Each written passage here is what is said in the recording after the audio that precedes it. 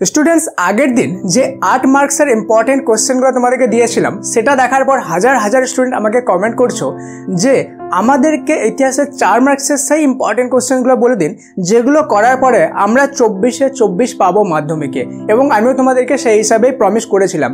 তাই আজকে সেই ভিডিওটি ফাইনালি তোমাদের জন্য নিয়ে এলাম, যে কোশ্চেনগুলো করার পরে তোমরা কিন্তু 24-এ 24 মার্কস তোমাদের ইতিহাস মাধ্যমিক ফাইনালে আনতে পারবে।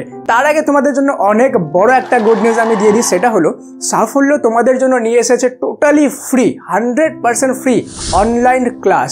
হ্যাঁ স্টুডেন্টস, যারা যারা একদম প্যাশনেট তাদের জন্য আমরা নিয়ে এসেছি 100% ফ্রি অনলাইন ক্লাস। এই ক্লাসে তোমাদেরকে অঙ্ক এবং ইংলিশ এই দুটো সাবজেক্ট টোটালি একদম গাইড করা হবে যাতে মাধ্যমিকে 100-100 আনতে পারো। আর আমি পার্সোনালি তোমাদেরকে সেখানে ক্লাস করাবো, কোনো রকম কোনো চার্জ নেওয়া হবে না, 100% ফ্রি হবে এটা ক্লাস। তার কিন্তু একটা কথা যে এখানে সিট লিমিটেড আছে, তো তোমরা যদি জয়েন হতে চাও সেই ক্লাসে তো ডেসক্রিপশন এবং পিন কমেন্ট দুই জায়গায় লিঙ্ক আছে, সেই লিঙ্কে ক্লিক করে প্রথমে একটা হোয়াটসঅ্যাপ গ্রুপে জয়েন হয়ে যাও।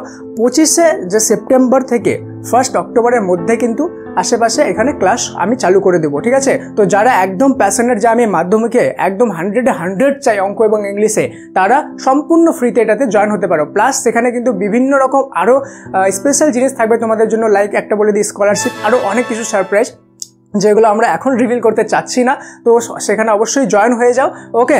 তো চলো শুরু করি আজকের ভিডিও, বেশি দেরি না করে লেটস গেট স্টার্টেড।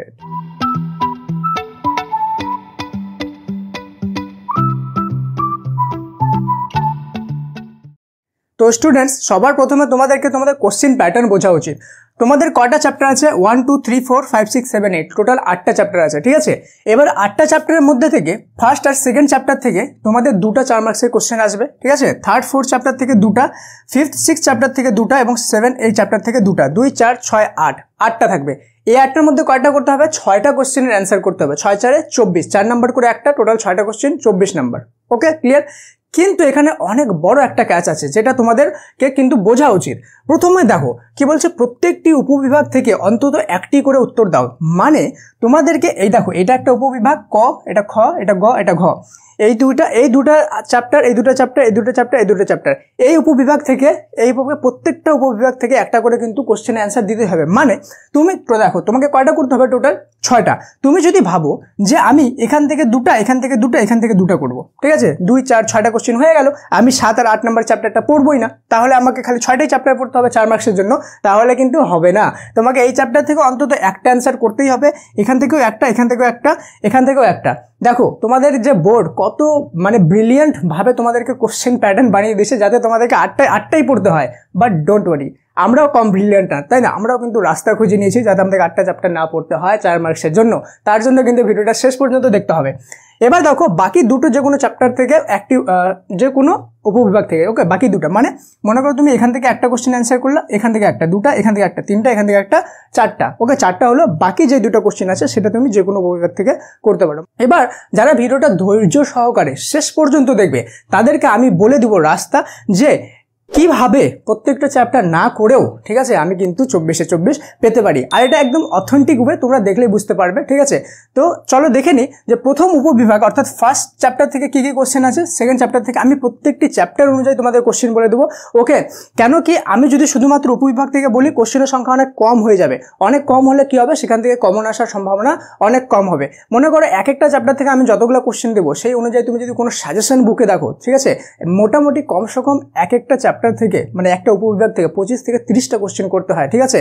তারপর গিয়ে তোমরা কমন পাও, কিন্তু আমি তোমাদেরকে তার থেকে অনেক কম কোশ্চেন দেবো যেটা থেকে তোমরা কমন পেয়ে যাবে। চলো দেখে নিই প্রথম চ্যাপ্টারটা থেকে কোশ্চেন। তো স্টুডেন্টস, ফার্স্ট চ্যাপ্টার থেকে দেখো প্রথমে কোশ্চেন আছে নারী শিক্ষার ইতিহাসের ওপর একটি টিকা লেখো, okay? Number 1 question. Second, Bipin Chandra পালের 70 বৎসর এর গুরুত্ব লেখো। 70 বৎসর যে তোমার ইয়েটা আছে তোমার বুকটা, সেটার গুরুত্ব লেখো, ঠিক আছে?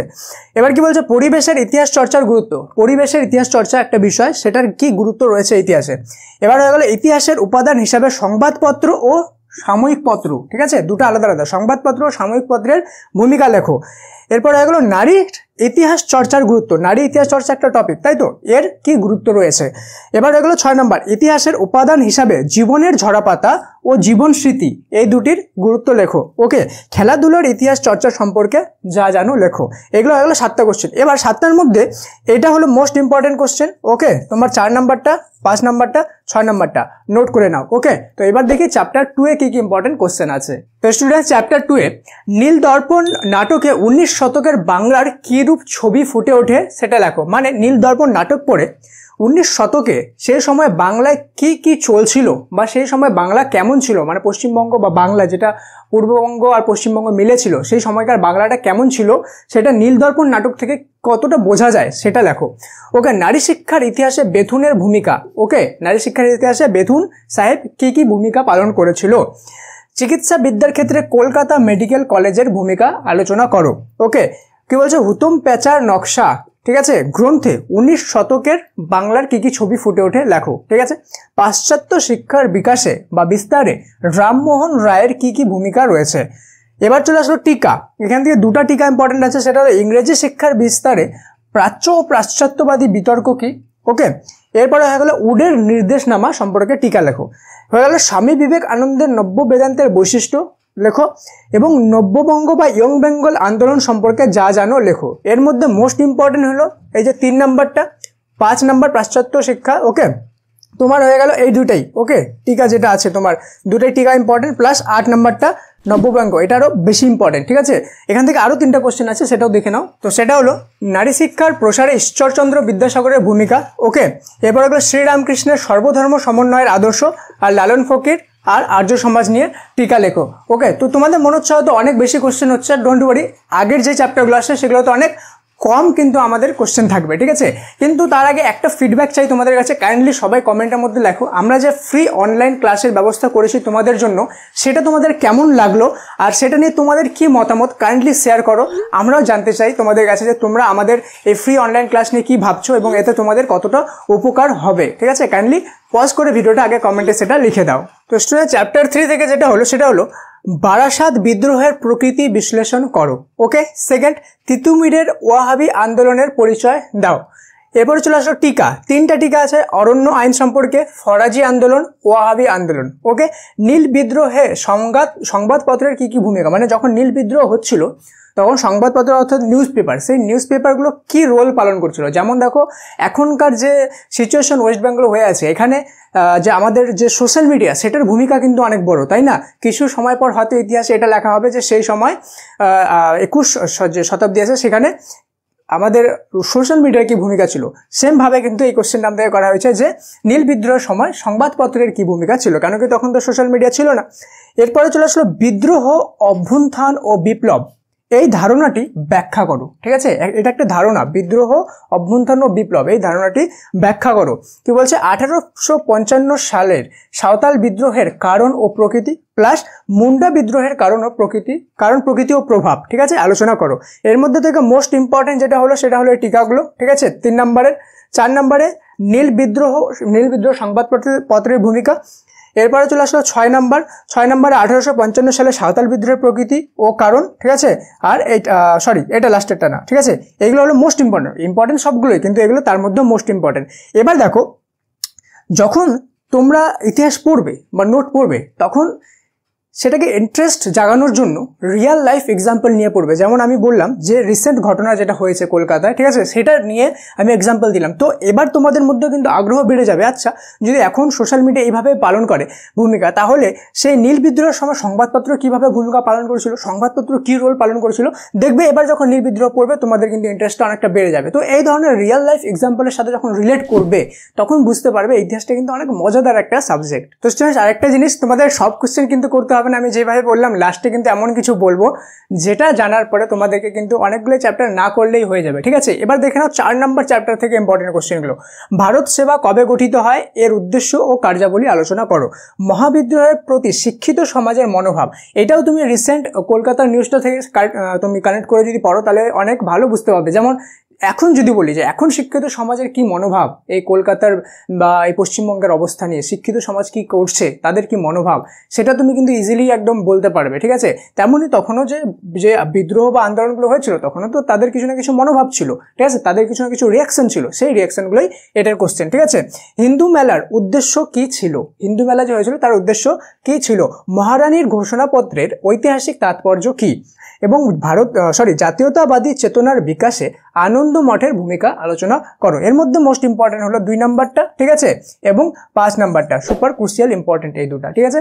এবার দেখবো 5 নাম্বার চ্যাপ্টারের ইম্পর্টেন্ট কোশ্চেনগুলো। চ্যাপ্টার 5 থেকে 1 নম্বর কোশ্চেন হলো ছাপা বইয়ের সঙ্গে শিক্ষা বিস্তারের সম্পর্ক, মানে যে যখন ছাপা শুরু হয়েছিল, ঠিক আছে, তখন সেই সব ছাপানো বইয়ের কিভাবে শিক্ষা বিস্তারে সাহায্য করেছিল সেটা। যেমন আমি যদি বলি এখন ইন্টারনেট কিভাবে শিক্ষা বিস্তারে সাহায্য করছে, তো তোমরা বানায় বানায় লিখে দিতে পারবে। সেম জিনিস তখনও যখন বই ছাপানো প্রথম শুরু হয়েছিল তখন নিশ্চয়ই বই ছাপানো, সেই ছাপা বই কিছু না কিছু ক্ষেত্রে আমাদের শিক্ষা বিস্তারে একটা ইম্পর্টেন্ট রোল পালন করেছিল, তাই তো, সেটা এখানে বানায় লিখতে হবে।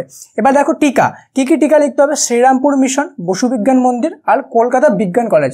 নোটিস করবো এখানে কলকাতা বিজ্ঞান কলেজ, কলকাতা মেডিকেল কলেজ না কিন্তু, ওকে। বাংলায় বিজ্ঞান চর্চার ইতিহাসে মহেন্দ্রলাল সরকারের অবদান আলোচনা করো। ছাপাখানার ব্যবসায়িক উদ্যোগে বিদ্যাসাগর ও উপেন্দ্র কিশোর রায়চৌধুরীর ভূমিকা। ব্যবসায়িক উদ্যোগ মানে ছাপাখানা যে প্রথম আসছিল সেটা দিয়ে বিজনেসের মাধ্যমে আমাদের শিক্ষা বিস্তার কিভাবে করেছিল বিদ্যাসাগর এবং উপেন্দ্র কিশোর রায়চৌধুরী, ওকে। এবং ছাপাখানাটাকে কিভাবে একটা নতুন বিজনেসে পরিণত করেছিল সেটাও কিন্তু এখানেই আছে। কারিগরি শিক্ষার বিকাশে বেঙ্গল টেকনিক্যাল ইনস্টিটিউটের কি ভূমিকা ছিল। কারিগরি শিক্ষা অর্থাৎ যেমন যেগুলো কাজ করে মানুষ টাকা উপার্জন করে, ঠিক আছে, বা বিভিন্ন টেকনিক্যাল কাজ, সেগুলো কি হলো কারিগরি শিক্ষা, ঠিক আছে। এবারে টিকা, কি টিকা লিখতে হবে, রবীন্দ্রনাথ ঠাকুরের শিক্ষা ভাবনা সম্পর্কে আলোচনা করে। এখান থেকে মোস্ট ইম্পর্টেন্ট হলো 1 নাম্বারটা, 2 নাম্বারটা এবং 4 নাম্বারটা সুপার ক্রুশিয়াল ইম্পর্টেন্ট। তো স্টুডেন্ট যেহেতু 6 নাম্বার চ্যাপ্টারে অনেক কম কোশ্চেন ছিল সেজন্য আমি 6 আর 7 দুটো চ্যাপ্টারকে একবারে লিখে নিয়েছি, ঠিক আছে। দেখো 6 নম্বর চ্যাপ্টার থেকে কি কি আছে, টিকা, সর্বভারতীয় কিষাণ সভা, কংগ্রেস সমাজতন্ত্রী দল ও চম্পারণ সত্যাগ্রহ, ওকে। 2 নম্বরে কি আছে, বঙ্গভঙ্গ বিরোধী আন্দোলনে শ্রমিক শ্রেণীর কি ভূমিকা ছিল, ঠিক আছে, বঙ্গভঙ্গ বিরোধী আন্দোলনে। এবার চলে যাব 7 নাম্বার চ্যাপ্টার, ওকে। কি আছে, টিকা, প্রীতিলতা উপাধ্যায়, লীলানাথ রায়, বিনয় বাদল দীনেশ এবং ভগৎ সিং, এই 4টা বিষয় টিকা, ঠিক আছে। এবার কি আছে, সশস্ত্র বিপ্লবী আন্দোলনে নারীদের ভূমিকা কি ছিল, ঠিক আছে। এবার কি আছে, সশস্ত্র বিপ্লবী আন্দোলনে দীপালি সংঘের ভূমিকা, সশস্ত্র বিপ্লবী আন্দোলনে দীপালি সংঘের কি ভূমিকা ছিল।